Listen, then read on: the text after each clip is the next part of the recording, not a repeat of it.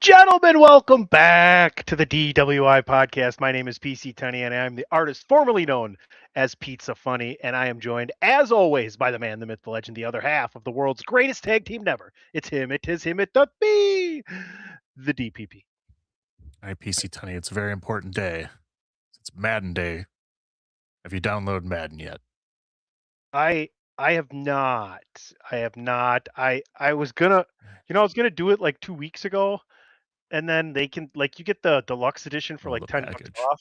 And I looked at it, I'm like, I don't need any of that because I know the exact only thing I know I'm gonna do with that game is play franchise mode, basically, and you know, run different offenses. I basically will go through every single team by the end of the season, having at least one season, and then I'll try and play the Packers as they go, and then maybe I the thing is I get into like a second season and I kind of just lose interest after it, like but I do It's enjoy true. Madden, even though it's the same thing. It's funny because I wanted to bring that up to you uh, off the air, and now you'll probably be mad that you reminded me of it. But I'd love Ah, to see son of a bitch. if we could get a small league going this year for funsies. But we'll see. Right? I'll talk to you off the air. Yeah. I Anyway, will did be getting it this year, so yes. you will be getting it? Yes. Now that I have figured out how to properly stream from the PS5 to my Steam Deck, Oh, there you go. because that's what I missed about being able to play it, because the anti cheat stuff for EA does not let you play on the Steam Deck. So if we played in a league, you'd have to just get up and go to your couch and play on your PS5. Right. Yeah. Okay. But otherwise, you can just go wherever you We're want, like bathroom, bedroom, office, upstairs, downstairs, outside, backyard. anywhere as long as I'm within Wi-Fi distance. Yeah. Sure. Take a Right. walk around the house, I guess. Yeah.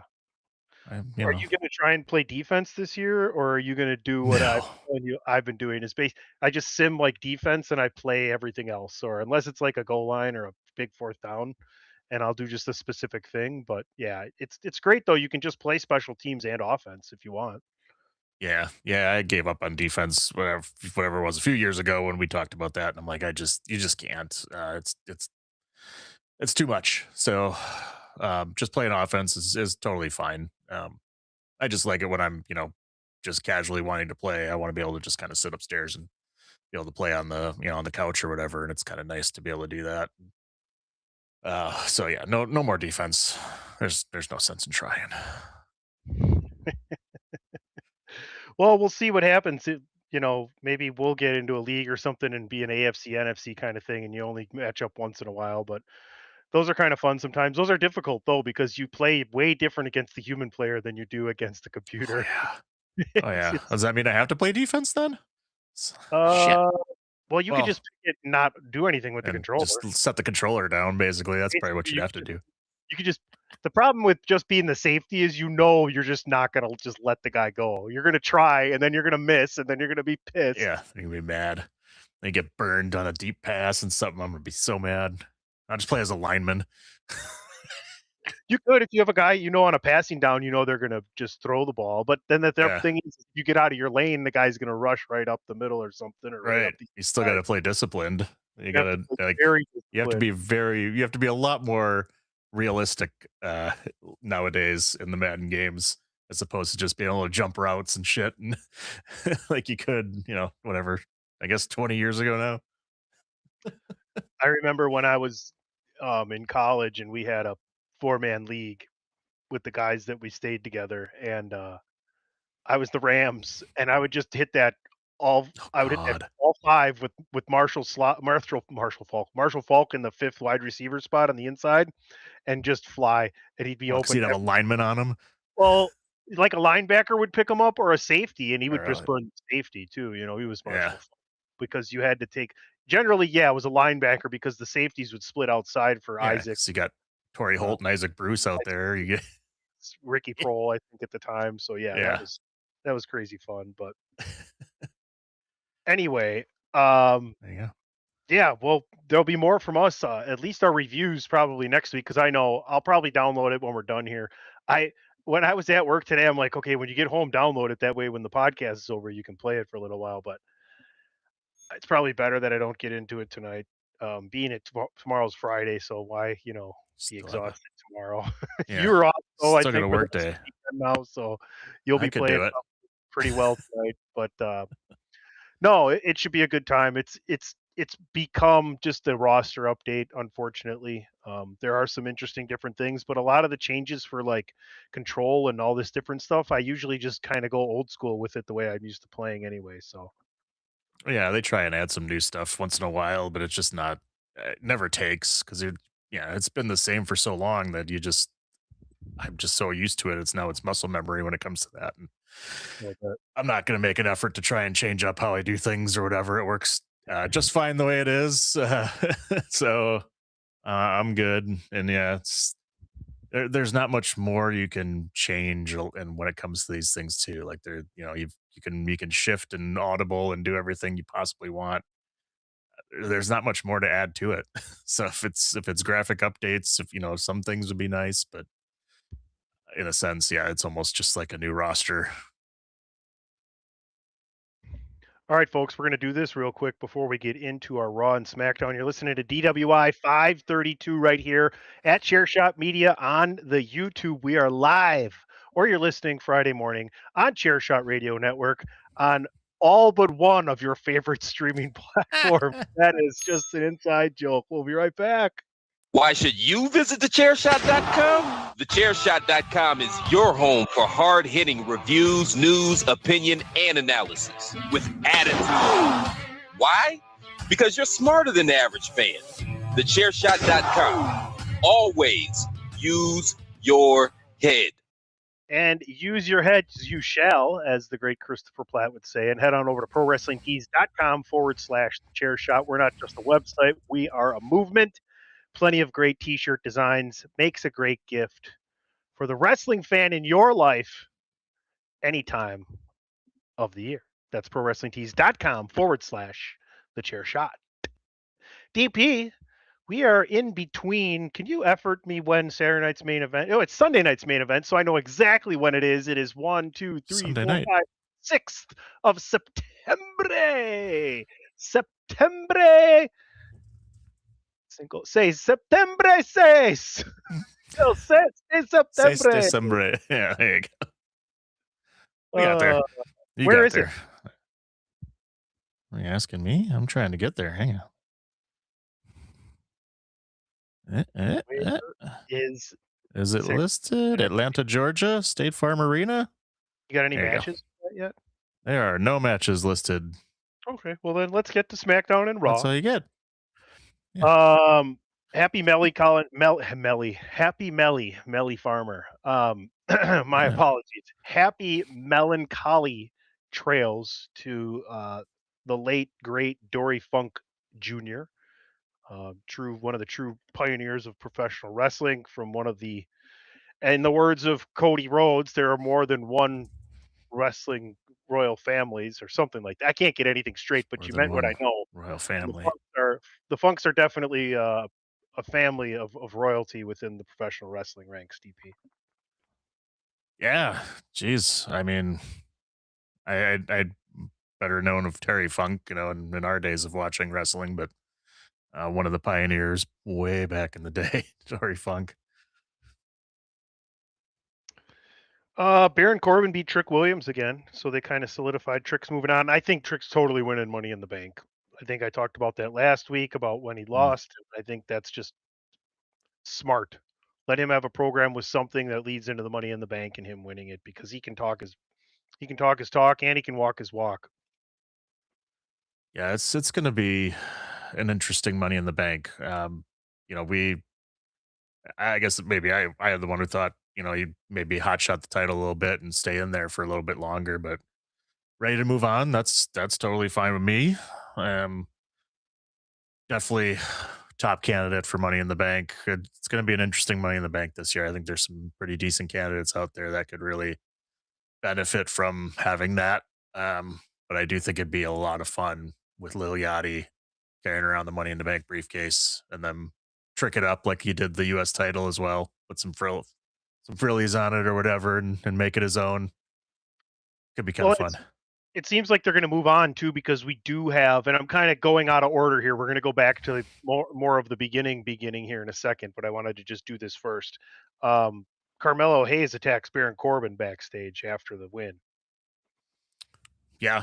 That could be your hot shot. Corbin could just be real quick champion and transition it over instead of having Trick lose it to Mello, right? Right. That could be the changeover too. I'm gonna get it mixed up. See the one Big Cass has been beaten up too? Javon Evans. Javon Evans. Dang it. Okay. It does Getting happen. it It mixed up. does happen this past week though. So but It just did. It did. But I was just thinking if they get in, he might get in the title picture too. But no, I think that's that's SmackDown. Raw. That's Raw versus SmackDown. Yeah, it's two different brands. Move on to Carmelo. He's another one that's, the young up and comer, looking really good too. So yeah, maybe they transition over to him. I'm totally down with that. Get him in the title picture too. I mean, he was in there before, obviously, and they had a good grouping of people in that US title picture. So move on to the next guy. I think that'd be totally fine. So to open the show, Cody called out Randy Orton, and to which he got CM Punk, and to which they exchanged some words, and the say when stuff. And Kevin Owens appears, and he's handed the microphone from Cody. And I know we were both excited for this program, and I am definitely right. I can't wait for the match. I think everything leading up to it's going to be good, but I almost kind of forgot like how damn similar these two guys' approach on the microphone is. Do you know what I mean? It's almost like it's still good, but it's almost just like re-saying the same thing a little bit differently, just because of the way they kind of attack you when they go on the offensive on the mic. They're kind of the same. Oh yeah, they both trash talk like exactly the same. It's almost like they grew up talking trash to each other. It's kind of weird on the indies or something like that. Yeah, you know, it's still really good. I mean? Yeah, it's really good. I could see how it maybe could get a little bland because they're both doing the same bits, but I still think it's going to be really great. I think just the way they started off with that, got right into the kind of hating each other attitudes is always great, and the way they some of that half talked off the mic. I'd like to know what they were talking about, because they a lot of things they said they didn't have the microphone right in front of their face, which they like to do. So I thought it was a really good start, with Kevin Owens coming out and saying, "Oh, hang on a minute, just giving away title matches. I'm the number one contender. Let's go." And these guys are gonna rock the house. So I'm looking forward to every bit of their conversations. Yeah, it's going to be a good time. It's going to be fun. It's going to be interesting. I just don't see Owens winning, but we'll get there. I'm sure we'll get there. I would imagine that's going to be at Money in the Bank. Yeah, but we'll see what kind of stuff they need to put together for in Atlanta at Sunday night's main event. So where did I want to go next here? Yes, so that leads us to a backstage segment where Sammy and KO get together, and Sammy's just like trying to make KO like just say sorry, Yeah, and it was so good. It was classic Owens and Sammy, which we haven't had for a while. Especially if all the interactions, you could see that they were truly enjoying that moment. I mean, what did you think? Yeah, it leads me to believe. I mean, I would love to see it for the title, but that Sami Zayn's obviously going to stick his nose in this and get involved. And well, he has the broken hand, right? Does he? Okay, is it? Yeah, I guess. I mean, which they can. I mean, Bob Orton it, whatever. Yeah, I mean, he can still be involved without stretch it out and have a match. Doesn't have to have a match or anything, but cost Kevin Owens the first title shot that he gets or something. And this leads to Kevin Owens versus Sami Zayn again. It would be really cool if they. It's a long way to go to get to WrestleMania for them to defend a title, but I figured somewhere down the road here we're heading that way. Get another Kevin Owens Sami Zayn feud, and who knows? Maybe it'll be for the title, or at least triple threat. Maybe they'll both be in the title match. Yes. Yes, I do. Oh yeah, you get there, eh? I drive a Dodge Stratus. There it is. Oh, and yeah, we got it. They made it. You got it. That's tough to do live. It's tough to do live, but we did it. But we did it. We're rebels. Powered through. We're truly podcast rebels here on the DWI podcast. So don't drink and drive podcast. Just remember that. Let's move to the women's side here for a moment, for more than a moment actually. And we get an impromptu women's tag team championship match in which Fatal Influence retains. Chelsea Green ends up injured, and at the end of it, we get Nia and Lash attacking Chelsea Green and Tiffany Stratton, and the new and improved look, Nia Jax. I think she looks great. I think she's done a lot of work to get to where she is now, and I'm really happy for her, and I hope she gets a push.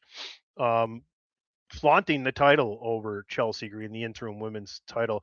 What is the injury, DP, and what is the declaration on what they're going to do? Is she's going to be able to move forward wrestling or not?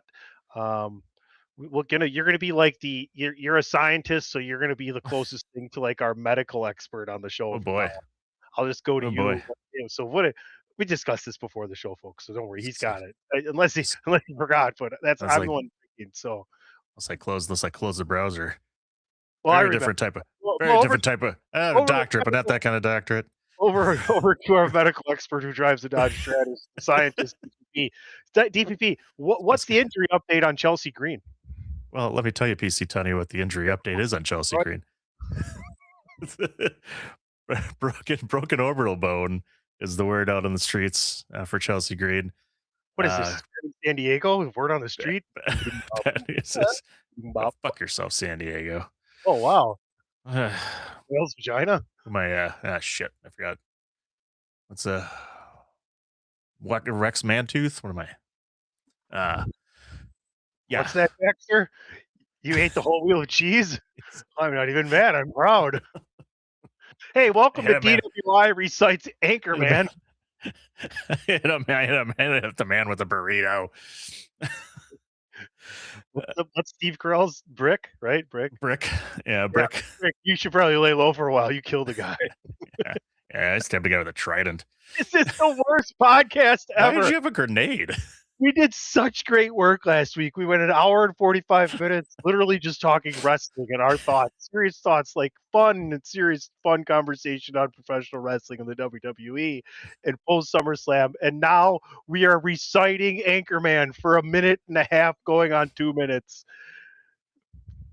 And I'm okay with that. What else? No commercials? No mercy!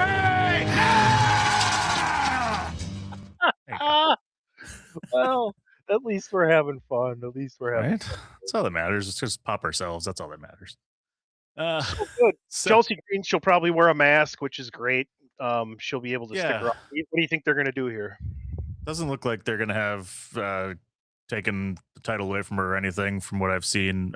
So, I think, again, you can have her on TV. You can still do segments. You don't have to have her wrestle. You want to put a little mask on her or whatever to make sure it's, taken care of, safe, fine, and just have some, interactions. You can keep doing tag team matches if you want her to have a match. But I mean, this seems to be leading towards Nia Jax having a title match with her. And if that's, a few weeks away, you can wait. You don't have to, do it at the Saturday night's main event and just keep her off of wrestling. Keep her out of wrestling. The thing now is, though, you can say that it's also, this is why I wanted somebody who had already won the title to win this, is because now if this is the only time Chelsea ever wins it, people will say, well, she only won the interim one, and then people can say whether or not, well, she would have had a longer run, but she got injured. Well, it's also ifs and buts, and that's why I want to see if she can continue to wrestle, and if she, without like further damaging it just from taking like a back bump and things of that nature. Obviously, it's professional wrestling. It hurts. It's not fun to put on a good match with a lot of, discipline, punishment to your opponent. But you can stay away from the face. It's just whether or not she can take like a back bump and not have it be so horrible or have it jar it or make it worse or something. What's the condition there? Because if she can do that, she can hold on to the title for a longer amount of time. If she literally can't do that, yeah, you're right, DP. It's probably more of enough tag matches to get to Sunday night's main event or Money in the Bank and have her lose it. Because you can do a believable loss to Nia. Anybody can lose to Nia in under a minute and it's believable. Like pick somebody, you believe it. She's probably, she's a reason she's one of the irresistible forces, right? Yeah, exactly. And I didn't expect, in my opinion, to have Chelsea to have a long title reign with it. And this whole part of it is, again, won't get into that whole thing of how stupid an interim champion is. And this is the whole reason why. Like, okay, she's just got injured too, so you're not going to strip her of the title, whatever. But yeah, I think this is, this was ended up leading, Rhea Ripley versus somebody else anyway. So yeah, you can definitely have her lose the title to Nia Jax. That's nothing to, shake your head at, and have Nia hold the title. And yeah, you can definitely protect her. Yeah. And again, it's just a matter of, how much it hurts when you take a bump, because you can definitely avoid not getting hit in the face. And I think that's another Anchorman reference. In the face? No, that's no pulling of the. Was it no hitting, no touching of the hair or face? That was their fight. Regardless, I'd like to go to the Catalina wine mixer. How about you? Fucking Catalina wine mixers. Boats and hoes, man. A few quick notes. Damian Priest. I'll go through the 3 quick notes and then give me your opinions on all of them. It'll be a little lightning round here before we get to the last couple big things of SmackDown last week. Damian Priest and R-Truth will be fighting the War Raiders. Truth accepted another tag title shot. Nikki Bella is targeting Paige, which we kind of talked about what happened they should do, and now especially with Brie getting hurt, blaming Paige for the sidelining of Brie. And then most importantly, Shinsuke returns with a vignette say he is not alone in his battle with the MFTs. We'll find out soon. So DP, how long before Truth and Priest lose those tag titles? Are you looking forward to the Nikki and Paige match that we'll probably get at Sunday night's main event? And who could possibly be an ally for Shinsuke in his battle with the MFTs, who now have Haku as their leader? TW. This trio of topics is brought to you by PC Tunney Gets Another Beer. Now to DPP. Interesting. Love just to see Haku back. That's really cool. Just adds another element of toughness to the MFTs and to potential bloodline relations down the road. So that's really cool to see Haku back. I'm mildly interested in Nikki Bella versus Paige. I mean, it'll be fine. It'll be good. They're both really talented. I'm just ready to move on from that. I thought it was kind of just dumb in general anyway, with how they did everything. There was no reason for the heel turns, in my opinion, but whatever. And Truth and Damian Priest, probably the next time they fight, War Raiders will probably take the titles from them. It seems like, I don't know if Damian Priest is going to be a turning heel or something, as he's doing some AAA stuff too. So I'm hoping, maybe he's, we'll focus more on that or something like that. Maybe they want him to do that. So maybe a breakup's inevitable for them as he does maybe a little more with AAA.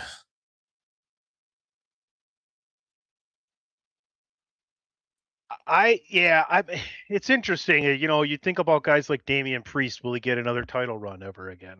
I don't know. Feels really like no. Right? I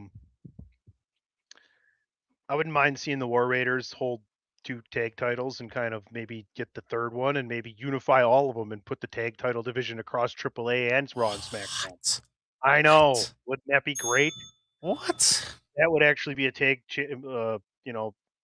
division that you'd want to pay attention to. Plus, think of the exposure you could have for a young tag team, that young group of young couple guys or girls. You could do the same thing with the women's tag titles, intertwine them with or include AAA. I don't even know if they have women's tag titles or not. If they do, and I'm Yeah. ignorant to that fact, I apologize, people. But just to be able to go across 3 brands, even if you add in NXT, right? Just those 4 brands and unify the tag titles between everything, and think about how much longer of like a young team would maintain being a team, right? You have some early 20s, like 21, 22-year olds, 23-year olds that are tag partners. You can be a tag team for 3, 4 years, win 4, 5, 6 tag titles, and turn yourself into a Jeff Hardy or an Edge, right? I mean, that's kind of the blueprint. Is where are all the tag teams now? Well, everybody just wants to be a singles champion right away. Where have all the tag teams gone? They have a world mixed tag team champion chip in AAA. Were you trying to sing "Where Have All the Cowboys Gone"? Yeah. Okay, you're off tune, so at least we'll get to keep this on Spotify. That's why. Thank God I'm not a singer. There you go. Where have all the tag? I won't keep going because we're gonna get taken. Oh, I can't even do. That's it. That's No, all I can no. do. That's all I can do. Let me just address the elephant in the room that people may soon be finding out. If they're looking for the DWI podcast, maybe they're a few weeks behind, or maybe they're 4 months behind. You cannot find the last 4 months of the DWI podcast on Spotify. We have officially been ousted on probably our intro, which I think everybody who listens loves. We love it. DP made it. He constantly updates it and adds different things. It's from our favorite Union Underground opening to Monday Night Raw, and it's too bad because we took it off of YouTube because we did, and now AI is pretty good, and there's way too much in a very short span of time to open the show. So if you're listening on Spotify or any other radio network, iHeart, Apple, iTunes, or whatever else, or just thechairshot.com. So there's probably no intro this week, but that's okay. We'll figure something out that'll be able to keep and use moving forward. So episode 531, the day the intro died. 532 is like a day of mourning, and then 533 will be Spider-Man. I mean, podcast DWI, a brand new day. Don't say that either. I can't even I can't even say the name of a movie anymore, or we will get taken off of Spotify. Piter fan. Note to self: send Spotify flowers. Send Spotify's mother flowers. Right. And note. I paid for the monthly subscription. Who did you think Shinsuke's mystery partner would be? I don't know. I don't either. I'm excited to see a faction with him though. They could bring up Evil from NXT. There was another rumor guy too. I can't remember, but I'd love to see that. Get a little group going with him. I don't really know who else he put in there, but I figured it's got to be some guys from NXT or coming in from. Got any New Japan guys coming over? I don't know. Well, yeah, it's too bad that some of the bigger names aren't available to come over and do this right now. Because obviously Okada's in AEW. Who I think Naito is wrestling in Noah right now, if I remember correctly. And then I don't know I thought Tanahashi retired. So those are 3 of the bigger names that I remember that are older, that aren't necessarily tied in. But yeah, we'll see what he pulls. We'll see if it's Evil. Would make sense. You could use that New Japan connection. I don't know how much they were ever connected, but who knows? It could be other things too. He could be bringing back Anderson and Gallows too. You never know. There you go. Right? That could be cool. Bullet Club stuff, but I don't know. They've done that before. I'd rather see something different. But all right, we'll keep going with that, because I'd still love to see Shinsuke get his world title before he's done. They really fumbled that, man. He's given the end of his career to WWE, and it's just, I wish they would use him more, at least for maybe his last year or so. They really kind of push him hard, but I know he's fallen in love with being here. I know he loves living on the coast and surfing and being in America. So, right? Yeah, I mean, ever since they Can't do that in Japan, but right? Yeah, I mean, ever since they decided not to put the title on him at Mania after he won the Rumble, it was pretty much downhill from there. And they really they bring him back, and then they do a little bit, and then he disappears, and then they do a little bit. So is that the same year that Charlotte ended Asuka's streak at WrestleMania? you might be right. Was it the double Asian assassination by Vince McMahon? Now I need to know. Well, I'll continue on and set up the next topic here. To end SmackDown, Charlotte defeats Jade Cargill, but not before needing some help after some interference from Michin and BFAB, and the help coming in the form of returning Alexa Bliss and a main roster debut, who I am really a big fan of, Tatum Paxley aligning herself with Alexa Bliss and Charlotte, so that should be pretty interesting. Did you catch the end of SmackDown, or would you just like to comment on how great Tatum Paxley is likely to be on the main roster? Yeah, I didn't see the match itself, but I did watch the replay of the ending of it and saw Bliss come back, which was awesome. And then all of a sudden, Tatum Paxley shows up off the top rope and does a splash. And She did really well with Alexa Bliss if they wanted to do a tag team and then like a breakup kind of thing. That's what I Yeah. would if I was them. yeah, they definitely could if they're gonna put Charlotte back in the kind of the title picture, keep them all kind of together as a threesome group, and Bliss and Tatum Paxley. I know what I said. And uh You yeah, know what? because If I had $1 million, 3 chicks at the same time. Hey, Peterman, another one that's gonna get us canceled. we're on channel 72. We got boobs. uh yeah, I think that'd be a great idea. Have them as a tag team for a Way bit. too hard last week. We got to have fun this week because it looks Oh. like we put in a full show, and I didn't think we were going to because we got at least 10 more minutes of. Well, we'll see how quick we can Right. do Raw, but we got at least 15 minutes of our top. Stick around, folks. If you're watching on Chairshot Media right now on Facebook or YouTube, because the end of the show, we're going to do each our top 5 title changes all time in our fanship. So it's our personal 5. Hopefully, it'll jog some memories for you. It might jog some other memories of matches you've watched and you've seen the title change or you've been to and seen the title change. Unfortunately, the title changes that DP and I have been to probably won't make the list. We can probably talk about that when we get to it. But I think we got everything we wanted out of the Charlotte Jade and Tatum Paxley topic, right? We move on to Raw. Yep, and I can confirm that that was the same WrestleMania 34. Charlotte Flair defeated Asuka, and WrestleMania AJ 30, defeated Shinsuke. Vince's double Asian assassination. Yeah.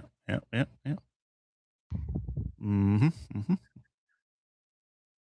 Let's just go through the whole storyline. Solo Sikoa comes out, mocks the blood. Like Solo's just getting better, better, and better. But at the end of the day, DP, at the end of this show, we'll get the bookends right away and kind of cover the middle briefly. Jey Uso gets the victory, and Solo will be delivered to the Tribal Chief next Monday on Raw. And I mean, that's a ratings getter. I think if you were gonna, if this was the old days, right, and it was WCW versus Monday Night, Monday Nitro versus Raw, or this was the old days where the ratings of the weekly show between Raw on USA and AEW when it was first going meant something, or was like podcast fodder, was dirt sheet fodder. Now it's not even. We were telling you the whole time it wasn't anything, but this is something that should get a lot of people paying attention. This should get a lot of views on social media next Monday night on Netflix. Yeah, this is going to be huge. I mean, again, just extending more into the bloodline details of what's going to happen. This is, I like that they do this too. This is, you think old school. This is like when, hey, Stone Cold's going to be on Raw next week and he's going face to face with Vince or whatever. And it's like, I'm fucking tuning in for that, Here in Roman Reigns is going to be on television and he's going, he's going to be there and he's, going face to face with ex bloodline member. What's going to happen? I don't know, but this is what we wanted. This is where we wanted to go with it. Is getting all these guys together and whichever way they end up going with this thing, it feels like there may be some flip flopping happening with who's part of Roman Reigns' side of the bloodline and who's not. So it's going to be really cool to see that and seeing Solo's finally Solo's turn to a baby face is just awesome. We've talked about it forever. Getting to see this side of him, so it's hilarious watching him just poke fun of Jey Uso. So I'm very much looking forward to that. Speaking of Roman Reigns, Penta advances in the World Heavyweight Championship #1 contender tournament. This is a tournament for Lucha Libre talent only, which was confirmed by somebody asked about being involved in the tournament and they were told no. Where is I find that? Anyway, go ahead. Your thoughts. I mean, I think it's a given it's going to be Penta. Yeah, I can't remember. We talked about it last week, but did you see the bracket though? Like we didn't know the bracket last week. The bracket's totally Penta. Yeah, I was gonna mention, it sucks. I was gonna mention Penta last week too, and say like he'd be the other guy I would pick now that he lost the IC title. I think that'd be a good match. But now that there's the brackets out, it's like okay, yeah, it's pretty much going to be Penta, which is definitely the right call. It's that'll be a great match on Raw.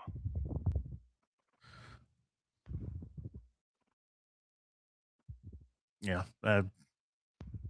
having Roman Reigns in the AAA match and is going to be really cool too.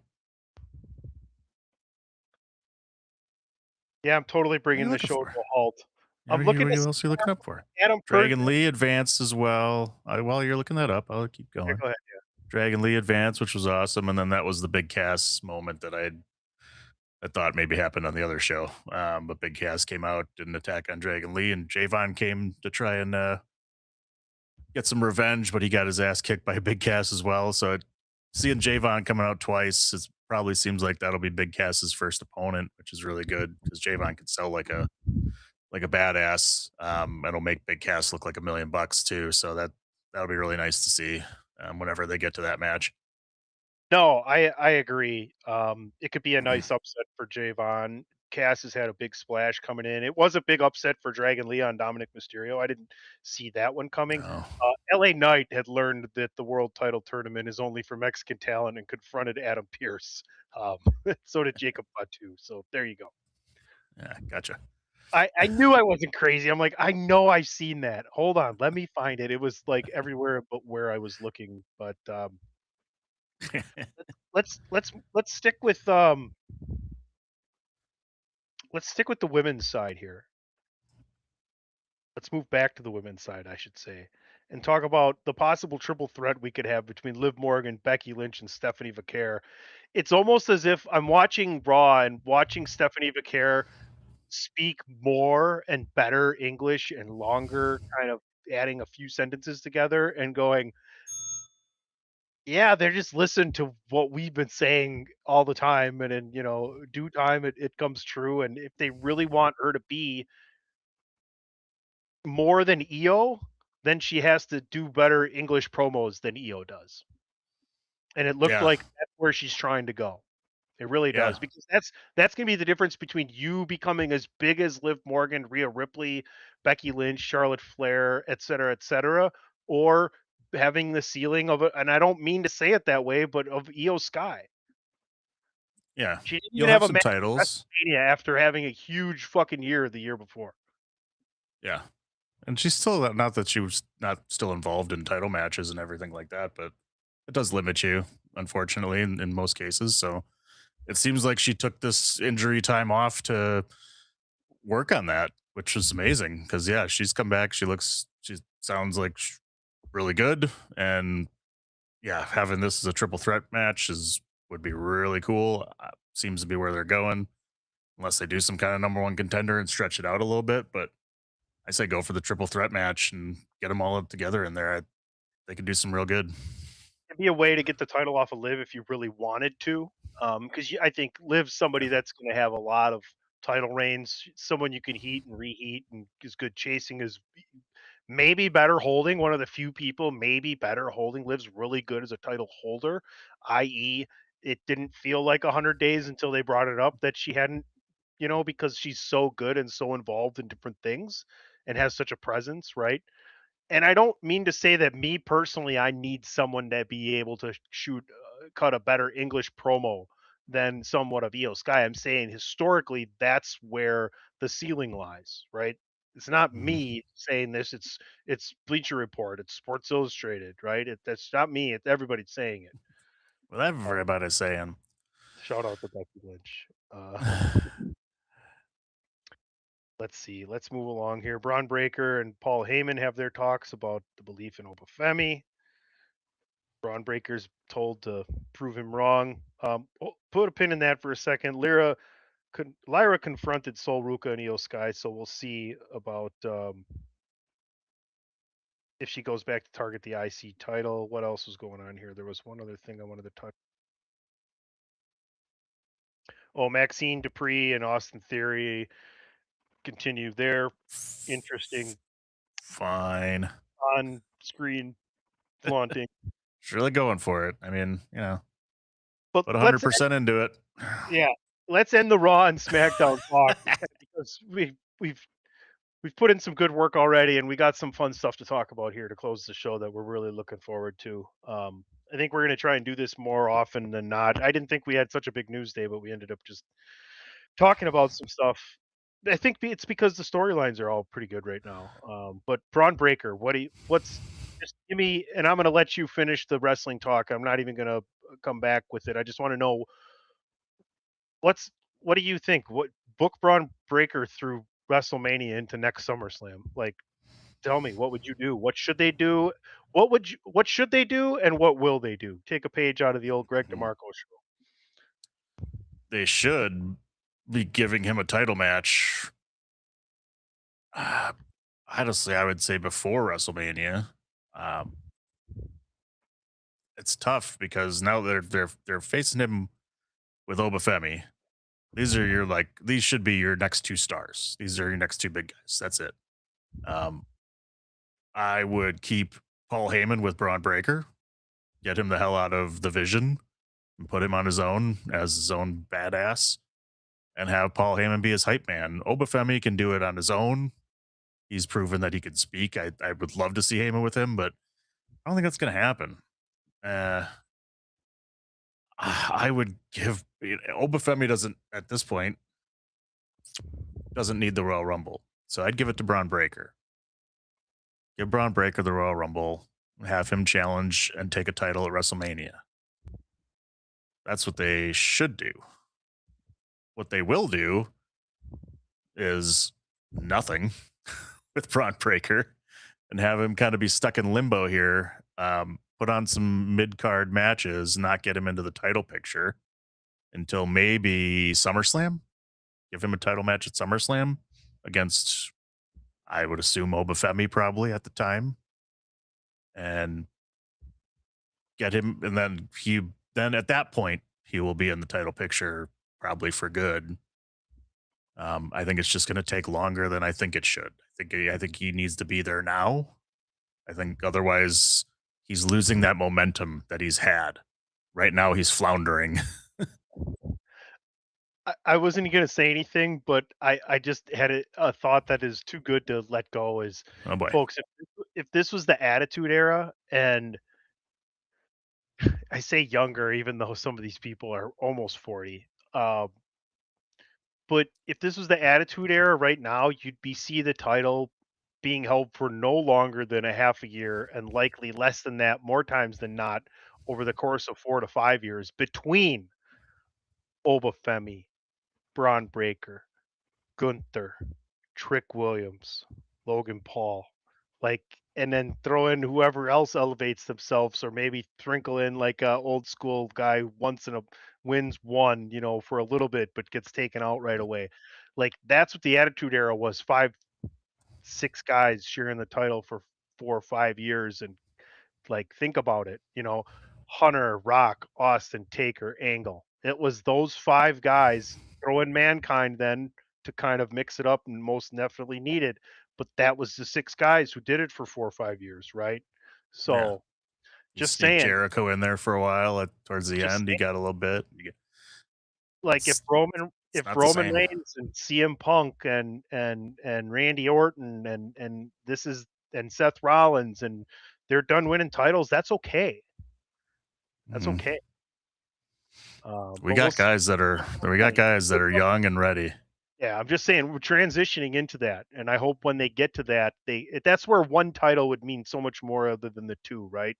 And the specifically kept to one side, but we live in a different world. We can't, reminisce and pontificate about days of TV title gold, DP. We'll take a commercial break and come back and talk about our favorite 5 title changes of all time. This is DWI 532. Don't Drink and Drive. Drink It Podcast.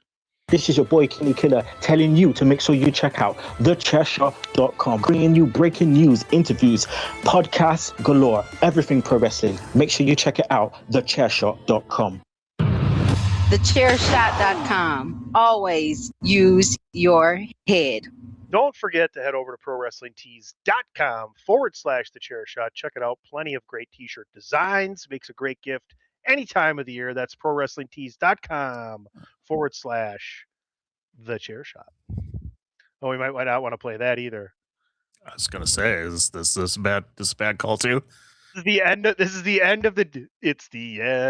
DWI. I can't even sing as you know it. I don't know it. Yeah, we got to come up with a lot of new stuff. Right? We've been lying, cheating, and stealing our way to 500. Son of a bitch.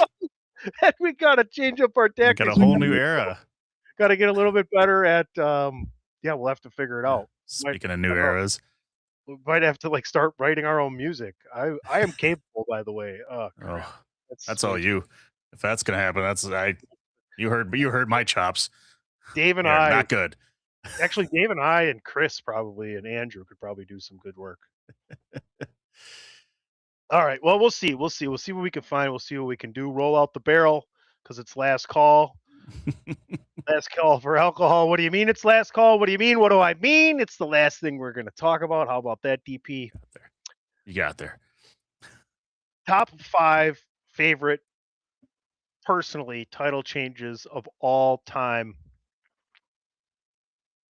The only major title change I believe we've ever been at, and I know we've been at shows separately and shows together, but as far as major titles, I would say was when Braun Strowman beat Kevin Owens and Chris Jericho cost them the title, right? Isn't that where at Fastlane? Yeah. Was that that's what happened, right? That was Fastlane.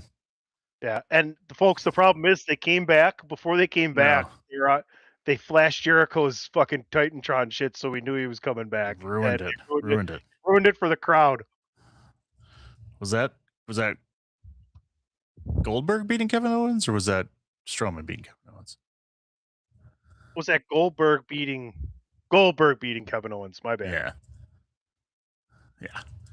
I'm sorry. Either way, still terrible.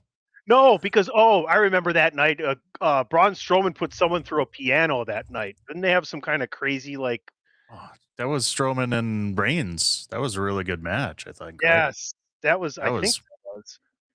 That was actually a really good pay-per-view to be at. We had a good time that night. Yeah. Fastlane in Milwaukee. I think that was the last pay-per-view at the Bradley Center. One of the last pay-per-views at the Bradley Center.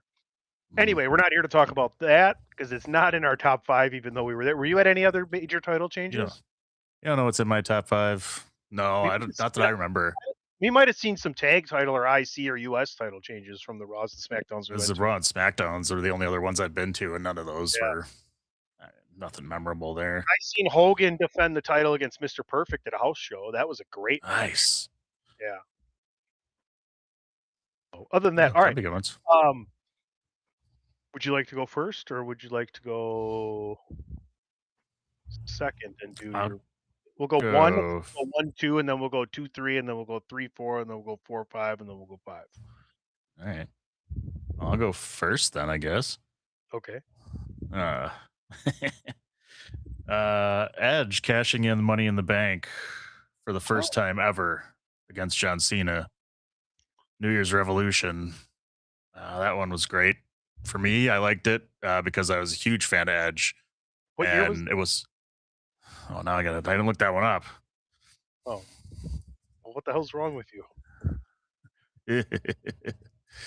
New Year's Revolution. What year was that? 2006. 4, 6. Okay. So did you Yeah. watch the pay-per-view? I don't think I Yeah. did. Yeah, I watched Did that we? one. Or did we? Mhm. I don't know Were if you we were. together at the Well, you were time? with me if you watched it. No, I think we did live together at the time. I don't know. Did we live together when When I played? was that? When I played in the first city championship, did we live together? Yeah, I think we did. So then January So of then- that year, I think we did. I Yeah. think we were. Then we had to have watched it. And we, 'cause I and we watched it. watched it together. Well, I'm Yeah. saying that's why I was wondering if I watched it or not. Because if Oh, we yeah, were then you living watched together, it. so yeah, so I did watch it because we would have been So living I together. wouldn't have watched it alone. Well, not when we lived together. Yeah, DP and I lived There you go. together. What, 2 years? a couple years. Early mid-20s. Yeah, yeah, yeah. First ever Money in the Bank. First ever cash in. Just was a really cool moment. I really liked that. And then again, big fan of Edge. So I really enjoyed the fact that he got to win his first title. So that was nice. Oh, that's a good call. All of mine I seen happen live, including going back to August 2nd, 1992, if I remember correctly, unless I saw it on a tape delay or whatever, but I remember watching it. Maybe they replayed it, but it was on WCW Saturday night on TBS. I'm almost positive because we had cable. And I remember jumping up and down on the couch on Saturdays as I would do and turn the living room into a wrestling ring or whatever. And a gentleman named Ron Simmons made history in Baltimore, Maryland by defeating Big Van Vader to win the WCW World Heavyweight Championship. He is recognized by the WWE as the first Black World Heavyweight Championship, the first African American World Heavyweight Champion.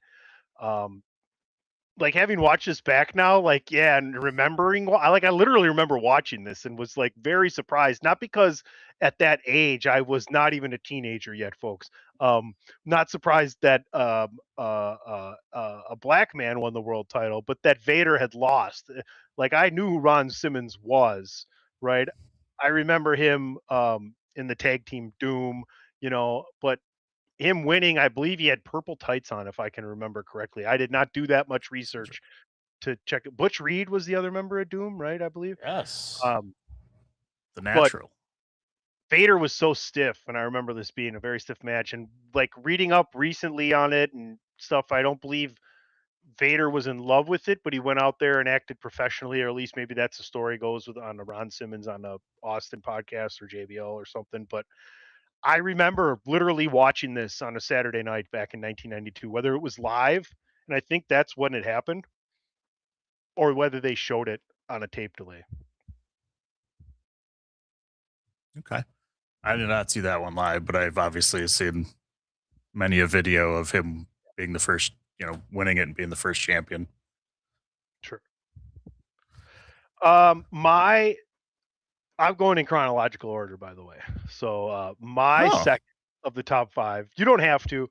It's just the only way I can do it. I didn't want to because I'm leaving off probably one of my favorite title changes, and that's Warrior Hogan, because I knew ahead of time. Believe that. I knew ahead of time. So I told that story a million times. I can't do it again. Okay. And I just did it on another podcast. Anyway, this is a really special one for me because I don't know if this is the second. It's probably the third in the start of the streak. So after Bret Hart, and we're almost there in the Big Five. So this is a great time to shout out the Big Five. We're about to do King of the Ring 97, then get into the dumbest title change of all time, SummerSlam 97. We're going to get into the screw job. And I do believe DP and I started our infamous streak of watching every WWF pay-per-view live at the Royal Rumble in 98. I'm pretty sure we got that one at Pa's there, because whatever was next, I forget what happened in February. It was probably St. Valentine's or something. I think we got together for that. And then we were supposed to watch WrestleMania 14 at your house. Do you remember this? No. And I called you probably an hour and a half, 2 hours beforehand, because Dan Lubis called me and said, such and such, such and such, such and such, such and such, such and such, such and such, and such and such are all coming over. Call the we're gonna watch WrestleMania at my house. We're ordering pizza, and my mom and dad are putting out all this other shit. And I called you, and you're like, I just bought the pay-per-view. And I'm like, all right. I'm like, well, then don't worry about it. And I don't think I didn't drive at the time. I'm like, don't worry about it. Just come get me. We'll watch it at your house. We're gonna order pizza or whatever anyway. And you called me back in like 5 minutes, and you're like, my dad said we should just go to the party, so I'll pick you up in a little while or whatever. So shout out to Pa. Nice. Because I think in his mind, he knew you were gonna want to have the recording anyway. And I do believe like there were probably close to at least 8, maybe 10 or 12 guys from our class that were at that party. Do you remember that now? No, I honestly, I do Don't not remember. No, I do not remember that. the culmination of that. Well, because that family whose house we were at were big Stone Cold fans. Like the dad had the T-shirt and everything already. This is March of '98, right? Yeah. And dad has the T-shirt, right? We're in high school. Yeah, we had a great time, and it's Steve Austin winning his first world championship against Shawn Michaels, and it literally. So I do believe the streak started at Royal Rumble in '98. It went all the way through 2003. We got together for every WWF pay-per-view for over 5 years. It ended at the end of 2003, I think. Yeah, that sounds about right. I remember doing the draft for Summer League at your house, and my phone was dying because I couldn't be at the draft. I had to watch the pay-per-view. Outstanding. There you go. All right, on to year 2, and then year 2, and then year 3. All right. My next one was Bret Hart defeating Mr. Perfect for his first Intercontinental title at SummerSlam 1991. Oh, nice. Just, I was such a huge fan of both of these guys because they were really good wrestlers, technical wrestlers, and really good at. I mean, Mr. Perfect is one of the best at selling. Brother Joe's favorite, I believe. Brother Joe's favorite, Mr. Perfect. And yeah, watching this match and was just fun because it was like you expected this super technical match, then they kind of didn't. Like they started like just really like fighting with each other, and Bret Hart's like tearing Mr. Perfect's tights off and shit, and like just getting really kind of gritty with things. So it was great. And Mr. Perfect did what he always does and just sold the shit out of it and kind of passed the torch to, because Mr. Perfect was like the IC guy forever at that time. And because again, that was the type of title that was the working man's title then. And yeah, giving it to Bret Hart after he's coming off and becoming a singles wrestler after the tag team, and got his first title there. It was I just really loved it. No, the IC title scene back then, Razor Ramon, Bret Hart, Rick Rude, Kurt Hennig, Roddy Piper, Shawn Michaels, like that's like a modern day. You get past like the steroid trial, and you have your world title scene right there. Yeah, and that's kind of back then that's the way it was. I mean, it was like you worked your way through. You started at the IC champ, and then you stayed there for a while, and then moved your way up. And everybody would be like, yeah, they were all the same guys moving up almost at the same time. Like next in succession. Good call. What's your number 3? Number 3 for me is Chris Jericho defeating Triple H at the random WWE Raw event. If anybody looked that up, I'm sure it's all over the place. It's just this one-off random title change that gets basically stripped off the records by the end of the Raw show, because Triple H is the champion at the time. As we've seen in other feuds, he has a little problem with Earl Hebner, the referee at the time. I remember And this. they had their, like you've seen with Becky Lynch and This is before Jericho actually beats Won. Austin and Rock in the same night, right? So like Yeah. he hadn't won the world title yet, so that's why it was so frustrating for fans. and this is it was before Jericho was really in the world title picture. It was kind of think like a Jeff Hardy challenging the Undertaker, when they had that match. That's okay, yep. This is why we do this. This is why we're still Yeah. doing this, folks. We'll be moving on to our 13th year in a 1 month and 1 day. Oof. Crazy. But yeah, this match is I don't remember if it opened Raw or not, but having a good match. Triple H gets mad at Earl Hebner for something, and then so he shoves Hebner, and Hebner shoves him back, like, what the fuck are you doing? Triple H ends up knocking him over, and as he knocks him over, Jericho gets the upper hand, knocks him down, gives him the lion salt springboard off the ropes. Hebner gives him the quick count, and 1, 2, 3, Jericho's your brand new champion. The crowd goes crazy. Triple H is livid. Jericho and Hebner literally run out of the ring, and as Triple H, chases Hebner down the ramp, and then by the end of the show, they take the title. They strip Jericho of the title, give it back to Triple H because of the fast count, and it's basically stricken from the records that Jericho ever won the title. But It's still like a one of the Rockers- best wins. It's like a Rockers tag title run. Yeah, that you never saw. It never happened because it was What do you mean it never? whatever. I was there. taped. Yeah, basically. Oh, I remember that, right? It's so crazy. We've been, like I always say, we've been fans, and we know we know everything that's happened since WrestleMania 1, basically, right? We know the whole Mhm. story. We basically watched every pay-per-view, every PLE, almost every Raw and SmackDown, and followed the story since then, and still do, and even do stuff like the Big Five. And it's hard to put it chronologically sometimes, but I remembered enough. This was significant enough to remember this happened before Jericho, his infamous night, right? Before Yeah. being completely made as one of the most over guys, even though he had already earned / deserved it at the time, and we all thought so, and they were just getting there. So Right. it's funny. I saw a clip.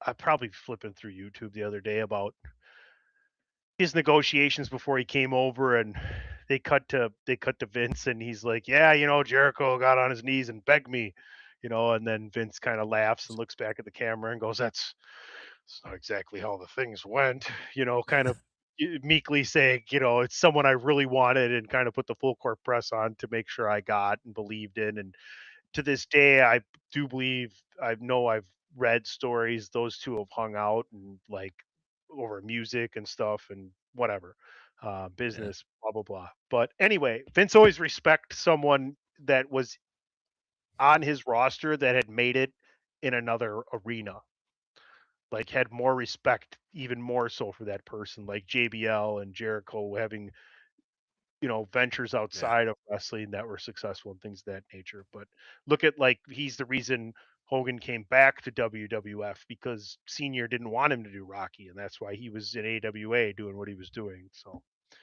all right, let's get to my number 3 and number 4. My number 3, I was told verbally by multiple people to sit down and stop cheering after multiple minutes of being thrilled the fact that Zack Ryder had won the 7-man intercontinental ladder match at WrestleMania 32 in 2016. DP, can you confirm the fact that I was told after a period of time to sit down and be quiet? Well, it was down here in the Thunderdome where that happened, so I can confirm that. Was it me? Was it me, or was it Brother Joe? Or Thunderdome was in a different location. There were a lot of people there for this one, if I remember yeah, correctly. Yeah.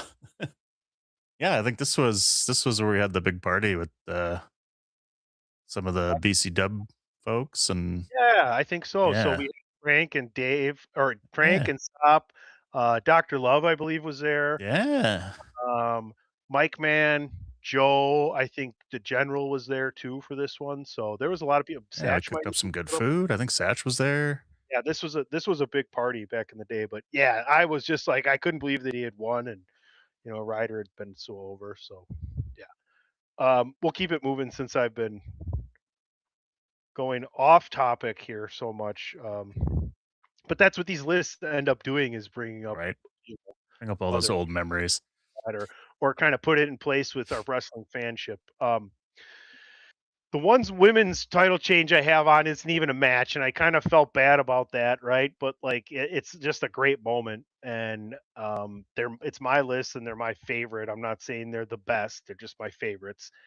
And on May 11th, 2020, on WWE Raw Women's Champion Becky Lynch announced her pregnancy, and she opened Asuka's Money in the Bank briefcase to reveal the championship inside. And what a cool moment! If you're a human being whose heart beats blood and lungs draw air, you felt that. It is an amazing moment, and the moment shared between Asuka and Becky was palpable, even on television. And DP, I know you remember this moment.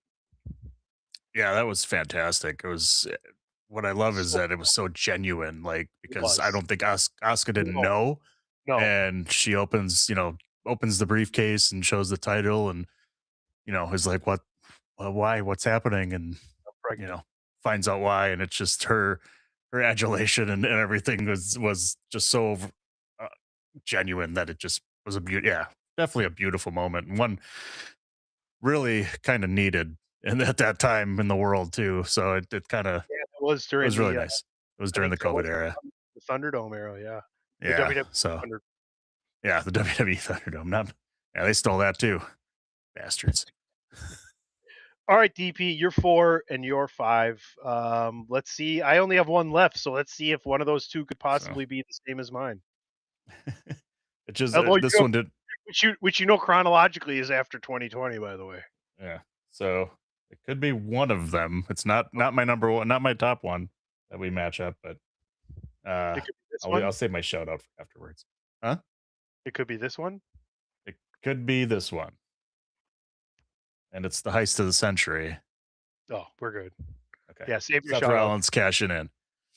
Seth I knew Rollins cashing in. I knew you wouldn't put Warrior Hogan on there. That's why I mentioned that one before. So I knew it. Yeah, it's not that one. I do have a honorable I mention. think Maybe you know it's your number one, but you're not going to steal my number one. So I apologize. Keep going. yeah. Rollins cashing in the Money in the Bank at WrestleMania 31. Yeah, swinging the title at the top because it was just I think 100% unexpected. Nobody saw that coming. Lesnar and uh, Reigns in the ring battling it out at the main event. You just nobody saw Rollins coming out. Middle of the match, here comes Rollins, cashes in, makes it a triple threat, takes the title, and runs away. An iconic moment that everybody who's watching wrestling now has seen. And it is one of my favorites because it was such a good moment when you watched it. It was so entertaining.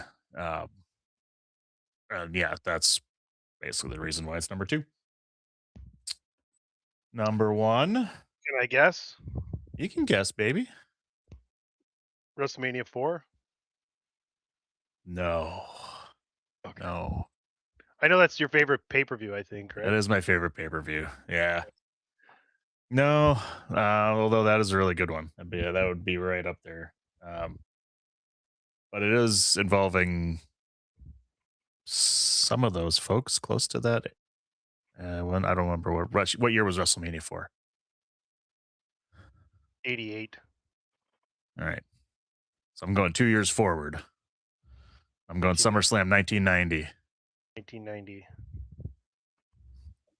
And it involves one of the men in my list already, which was Bret Hart, as a tag team. The Hart Foundation defeating Demolition in the 2 out of 3 falls tag team title match for the Hart Foundation to win their tag titles. Hart Foundation was like my favorite tag team of all time. Demolition, number 1 or number 2, right there. I love that team because they were just at that time like legit kind of scary in my eyes when I was little. Had a badass entrance music until they got crushed. Yes, until we all were crushed. This was the end of that era. Teams and our fandom crushed. When Axe was, I don't know what, deciding he didn't want to wrestle. Crush was in this match, but Axe would come out, hide under the ring. Had some physical or had some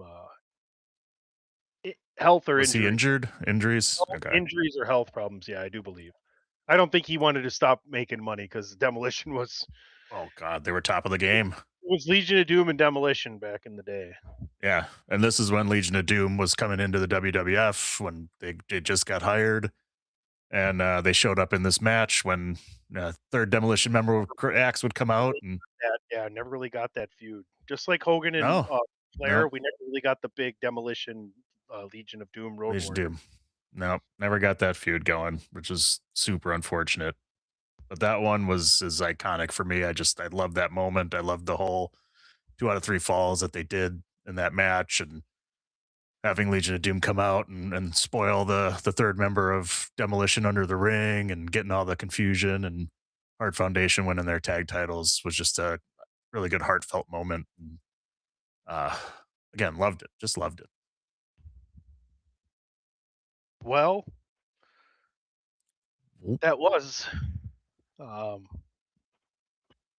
great walk down tag team memory lane, maybe the golden era of tag team wrestling, followed by, the Attitude Era of tag team wrestling is also right up there as well.